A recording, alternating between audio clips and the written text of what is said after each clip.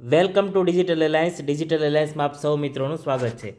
સૌપ્રથમ તો મિત્રો, જો તમે આપણી આ ચેનલ ડિજિટલ એલાયન્સને હજુ સુધી સબસ્ક્રાઇબ ન કરેલું હોય તો સબસ્ક્રાઇબ કરવા વિનંતી છે. તેમજ બાજુમાં દર્શાવેલ બેલ આઇકનને પણ પ્રેસ કરજો, જેથી તમને આપણી આ ચેનલના તમામ નોટિફિકેશન સરળતાથી મળતા રહે. મિત્રો, આપ સૌ જાણો છો તેમ આપણી આ ચેનલ પર જમીન મિલકતને લગતા અલગ અલગ ટોપિક પર ચર્ચા કરવામાં આવે છે, અને આજ એવો જ એક ટોપિક લઈને આવ્યા છે. ગુજરાત હાઈકોર્ટનો ચુકાદો: બિન ખેડૂત વ્યક્તિ જમીન ખરીદ કરી શકશે. સમગ્ર માહિતી જાણો વિડીયોમાં.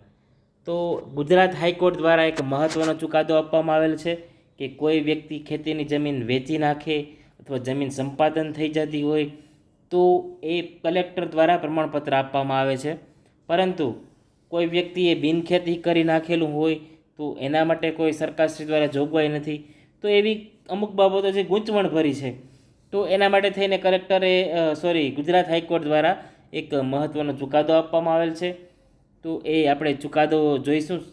એ સ્પેશિયલ સિવિલ એપ્લિકેશન છે, એના અંતર્ગત એ ચુકાદો જાહેર કરવામાં આવેલો છે. તો ગુજરાત હાઈકોર્ટ દ્વારા એ મહત્ત્વનો ચુકાદો આપવામાં આવેલ છે. આ ચુકાદાનો રેફરન્સ તરીકે લઈ અને કોઈ મિત્રોને કંઈ જમીન ખરીદ કરવામાં અગવડતા પડતી હોય તો એનો ઉપયોગ કરી શકે. બાકી એ વ્યક્તિગત ચુકાદો છે, એ કોઈ સરકારનો પરિપત્ર નથી, જેથી સીધી રીતે એનો લાભ મળી શકે. કોઈ વ્યક્તિને એનો લાભ જોઈતો હોય તો એ હાઈકોર્ટમાં એમને જવું જ પડે. તો આ ચુકાદો આગળ આપણે જોઈશું. એ પહેલાં કેટલીક હાઇલાઇટ પણ જોઈશું કે બિનખેડૂત વ્યક્તિ હોય તો કઈ કઈ રીતે જમીન ખરીદ કરી શકશે. તો જમીન વેચાણ કરવાને કારણે, એકત્રીકરણ કાયદાના અમલીકરણના કારણે, કૌટુંબિક વહેંચણીના પરિણામે પોતાનો ભાગ જતો કરનાર વ્યક્તિઓ બિનખેડૂત બની જતા હોય છે. આવા સંજોગોમાં વ્યક્તિ ખેતીની જમીન ખરીદ કરી શકે તે માટે સરકારે ખૂબ જ સારી જોગવાઈ કરેલી છે.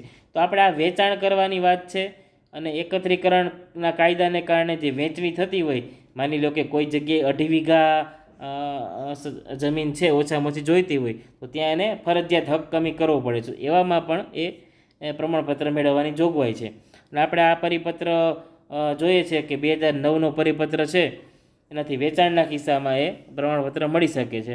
અને 2 વર્ષની અંદર ખેતીની જમીન એને ખરીદવાની હોય છે, અને અરજી મેળવવાની કોઈ જરૂરિયાત નથી, અરજી આપવાની કોઈ જરૂરિયાત રહેતી નથી વેચાણના કિસ્સામાં. એ સરકારે જોગવાઈ રદ કરી દીધી છે. અગાઉ એ જોગવાઈ હતી કે તમે વેચી નાખો જમીન તો તમારે અરજી કરવાની એ પ્રમાણપત્ર મેળવવા માટે.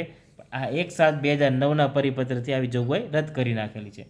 તો વેચાણથી બિનખેડૂત બની જનાર વ્યક્તિને આપોઆપ જ ખેડૂત પ્રમાણપત્ર આપવાની જોગવાઈ હોવા છતાં કેટલાક કારણોસર આવું પ્રમાણપત્ર મેળવી ન શકે તો આવું પ્રમાણપત્ર તેઓ અરજી પણ કરી શકે, અને એને ઓથોરિટીને આપવું પડે છે. કલેક્ટરને સત્તા છે. કલેક્ટરે પોતાના અધિકાર કેટલાક જિલ્લાઓમાં નાયબ કલેક્ટરોને પણ આપેલા છે, અને મામલતદારશ્રીઓને પણ આપેલા છે.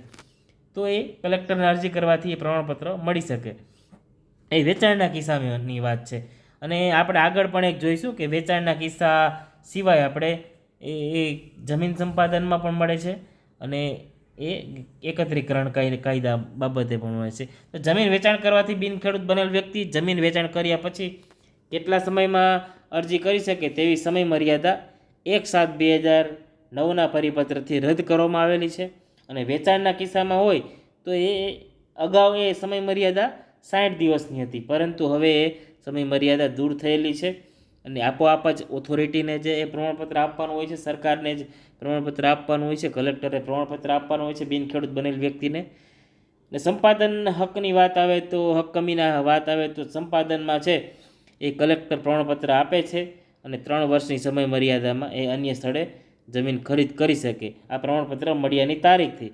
અને એકત્રીકરણના કાયદાના અમલીકરણના કારણે કૌટુંબિક વહેંચણીના પરિણામે હક જતો કરનાર વ્યક્તિ છે એ આવું પ્રમાણપત્ર મળ્યાની તારીખથી 3 વર્ષની સમય મર્યાદામાં અન્ય સ્થળે જમીન ખરીદ કરી શકશે. કોઈ પાસે જમીન ઓછી હોય તો એમાં ભાગ પડી શકે તેવી સ્થિતિ ન હોય, કારણ કે ટુકડા પાડી શકાતા નથી એ કાયદાના કારણે. તો એ પ્રમાણપત્ર એમને પણ મળી શકે. તો એવા વ્યક્તિ પણ એ અરજી કરી શકશે અને કલેક્ટર પાસેથી પ્રમાણપત્ર મેળવી શકશે, અને 3 વર્ષની અંદર છે એ અન્ય સ્થળે ખેતીની જમીન એ ખરીદ કરી શકશે. તો આવી રીતે આવી જોગવાઈઓ છે ઉપલબ્ધ. જમીન સંપાદનના કિસ્સામાં, હક કમીના કિસ્સામાં અને વેચાણના કિસ્સામાં એ આ કલેક્ટર પ્રમાણપત્ર આપશે તમને. હવે હક કમીના કિસ્સામાં 180 દિવસમાં અરજી કરવાની સમય મર્યાદા છે. એ એકત્રીકરણના કાયદાના કારણે જો હક કમી થતો હોય તોની વાત છે. અને આપણે આગળ જોઈએ કે એ જે આપણે જમીન સંપાદનનો કિસ્સો હતો તેમાં પણ એ કલેક્ટર પ્રમાણપત્ર આપે એના 3 વર્ષની અંદર છે જમીન ખરીદ કરવાની હોય છે. તો એ તો સામેથી જ ઓથોરિટી આપે છે. જમીન સંપાદન થતું હોય એટલે એ જમીન સંપાદન અધિકારીના ધ્યાનમાં જ હોય છે. કેટલા વ્યક્તિ બિનખેડૂત બની જાય છે કે કેમ એને પાસે માહિતી હોય જ છે. તો આપણે હક કમીની જો જોઈ લીધું કે 180 દિવસમાં અરજી કરવી પડે છે હક કમી કર્યા બાદ. અને આપણે આગળ પણ જોઈએ કે અરજી કોને કરવાની, તો આપણે અગાઉ જોઈ ગયા છે અને ડોક્યુમેન્ટ પણ આપણે જોઈ લઈએ છીએ. આમાં તમે સ્લાઇડમાં જોઈ શકો છો 7/12 અને એ બધું હોય છે. અને જમીન સંપાદનના કિસ્સામાં એ સંપાદન અધિકારી એ પ્રમાણપત્ર આપે છે, કોઈ આધારો રજૂ કરવાના હોતા નથી. હવે આપણે મેઇન પોઈન્ટ ઉપર આવીએ છીએ કે હાઈકોર્ટનો ચુકાદો શું છે. આખી વાત આપણે જોઈ છે, એ વેચાણની જોઈ છે, જમીન સંપાદન થવાથી જોઈ છે અને એ હક કમી થવાથી જોઈ છે. તો આ એક સ્પેશિયલ સિવિલ એપ્લિકેશન નંબર છે, આપણે ઉપર જોઈ શકો છો. એ Shah Hussain Shah, Rahim Shah versus state of Gujarat. એમના આ જે પિટિશનર છે શાહ હુસૈન શાહ, એમના દ્વારા પિટિશન ફાઇલ કરવામાં આવેલી વર્સિસ ગુજરાત સ્ટેટ છે. તો એમાં એક ચુકાદો આપેલો છે કે એ વ્યક્તિએ પોતાની પૂરેપૂરી જમીન, આમાં તમે અંગ્રેજીમાં છે તમને ટૂંકમાં ગુજરાતીમાં સમજાવું છું, એ વ્યક્તિએ પોતાની પૂરેપૂરી જમીન છે એ બિનખેતી કરી નાખેલી. તો એમને પ્રમાણપત્ર માગેલું નાયબ કલેક્ટર પાસે કે અમને મારે પ્રમાણપત્ર જોઈએ છે. તો સરકારશ્રીની કોઈ એવી જોગવાઈ નથી કે બિનખેતી થવાથી બિનખેડૂત બનેલો ખાતેદાર પ્રમાણપત્ર મેળવી શકે. તો નાયબ કલેક્ટર દ્વારા એમને પ્રત્યુત્તર આપવામાં આવેલો અને અરજી નકારી કાઢવામાં આવેલી કે આવી કોઈ સરકારશ્રીની જોગવાઈ નથી, તો તમને આ પ્રમાણપત્ર મળી શકશે નહીં. તો આ વ્યક્તિ છે એમણે સ્પેશિયલ સિવિલ એપ્લિકેશન નંબર 100/100થી આપણે ઉપર જોઈ ગયા છે એ નંબરથી એ હાઈકોર્ટમાં એક પિટિશન દાખલ કરેલી અને એમનો ચુકાદો આવેલો છે. અને ચુકાદો એ અરજદારની ફેવરમાં આપેલો છે. અને જે અધિકારી છે નાયબ કલેક્ટર, એમને સૂચના આપવામાં આવેલી છે, આદેશ કરવામાં આવેલો છે કે આટલા દિવસમાં, એમાં લખેલું છે, તમારા આ કોપી જોઈતી હોય તો પણ કોમેન્ટ કરજો, હું એમને આ PDF તમને મોકલાવીશ કે આટલા દિવસમાં પ્રમાણપત્ર નાયબ કલેક્ટરે આપવું. તો એ સ્પષ્ટ આદેશ કરવામાં આવેલો છે કે આ વ્યક્તિ છે એ ખેડૂત જ છે અને તમારે એને પ્રમાણપત્ર આપવું જોઈએ. તો આવા ઘણા કિસ્સાઓ છે એ નાયબ કલેક્ટર અથવા કલેક્ટર અથવા મામલતદાર દ્વારા કે એ નકારવામાં આવેલા હોય. તો એવા લોકો માટે કે રેફરન્સ તરીકે નાયબ કલેક્ટરના હુકમ વિરુદ્ધ કે મામલતદારના હુકમ વિરુદ્ધ એક કોર્ટમાં જાય અને પોતાના ફેવરમાં પણ આ જ પ્રકારનો ચુકાદો કરાવી શકે. આ વ્યક્તિગત ચુકાદો હોવાથી એ સમગ્ર રાજ્ય મામલી નહીં બને કે આનો રેફરન્સ લઈને નાયબ કલેક્ટર પાસે અરજી કરવાથી પ્રમાણપત્ર મળી જાય. એ માત્ર આ વ્યક્તિના કિસ્સામાં જ કોર્ટ દ્વારા કહેવામાં આવેલું છે કે આ પ્રમાણપત્ર છે એ બિનખેડૂત થનાર વ્યક્તિ જે બિનખેતીથી બિનખેડૂત થાય તો પણ એમને પ્રમાણપત્ર આપવું. તો એ આ માત્ર વ્યક્તિગત કિસ્સો છે.